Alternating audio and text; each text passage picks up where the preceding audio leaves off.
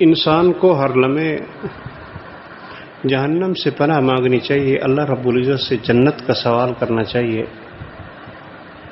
اس غفلت بھری دنیا میں انسان غفلت میں پڑا رہتا ہے، جبکہ اللہ کے محبوب پیغمبر صلی اللہ علیہ وسلم کا قول و عمل ہمارے معاملات سے برعکس تھا۔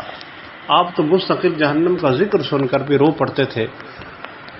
عمر بن خطاب رضی اللہ تعالیٰ عنہ فرماتے ہیں کہ ایک دفعہ حضرت جبریل علیہ السلام میرے محبوب پیغمبر صلی اللہ علیہ وسلم کے پاس ایسے وقت میں آئے جس میں پہلے نہیں آئے تھے، تو ان سے رسول اللہ صلی اللہ علیہ وسلم نے پوچھا، جبریل کیا بات ہے، میں تمہیں اڑے ہوئے رنگ میں دیکھ رہا ہوں۔ عرض کرنے لگے، میں آپ کے پاس اس وقت تک نہیں آیا جب تک اللہ کریم نے آگ کے بھڑکانے والے پیپوں کو جہنم کو بھڑکانے کا حکم نہیں فرمایا۔ فرمایا، جبریل مجھے جہنم کا حال تو بتا۔ تو انہوں نے بہت طویل حال بیان کیا۔ اس کے بعد جناب رسول اللہ صلی اللہ علیہ وسلم نے فرمایا، جبریل بس کر، بس کافی ہے، میرے دل کو ٹکڑے ٹکڑے مت کرو ورنہ میری جان چلی جائے گی۔ حضرت عمر بن خطاب رضی اللہ تعالیٰ فرماتے ہیں، پھر اللہ کے کریم پیغمبر صلی اللہ علیہ وسلم نے حضرت جبریل علیہ السلام کو دیکھا کہ وہ رو رہے ہیں۔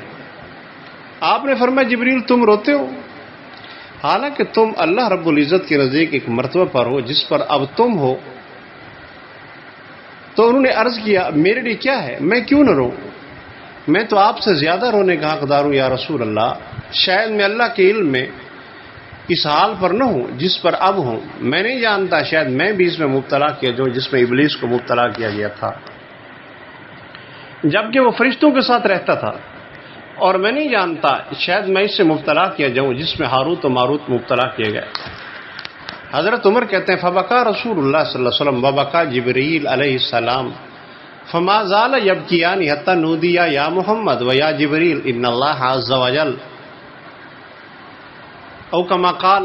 جناب رسول اللہ صلی اللہ علیہ وسلم بھی رو پڑے، جبریل بھی رو پڑے علیہ السلام، بہت دیر تک روتے رہے، حتیٰ کہ انہیں پکارا گیا، اے محمد، اے جبریل علیہ السلام، اللہ نے تم دونوں کو معصوم بنایا ہے اس بات سے کہ تم نافرمانی کرو۔ پھر جبریل علیہ السلام چلے گئے، حضور اکرم صلی اللہ علیہ وسلم وہاں سے چلے آئے۔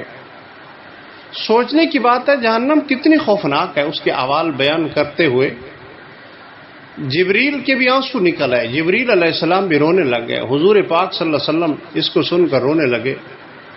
اللہ ہم سب کی حفاظت فرمائے۔ حضرت انس رضی اللہ تعالیٰ عنہ فرماتے ہیں، جب جناب رسول اللہ صلی اللہ علیہ وسلم کو معراج کرے گی اس وقت جبریل بھی آپ کے ساتھ تھے۔ حضور اکرم صلی اللہ علیہ وسلم نے کچھ گرنے کی آواز سنی تو فرمایا، یا جبریل ما ھذہ الھدہ، اے جبریل یہ گرنے کی آواز کیسی ہے؟ تو جبریل علیہ السلام نے بتایا، یا رسول اللہ یہ ایک پتھر ہے جس کو اللہ کریم نے جہنم کے کنارے سے چھوڑا تھا، جو اس میں 70 سال تک گرتا رہا، اب وہ جا کر اس کی تہہ کو پہنچا ہے۔ حضرت انس رضی اللہ تعالیٰ عنہ فرماتے ہیں، اس کے بعد رسول اللہ صلی اللہ علیہ وسلم کو کبھی نہیں ہنستے دیکھا، صرف میرے محبوب تبسم فرمایا کرتے تھے۔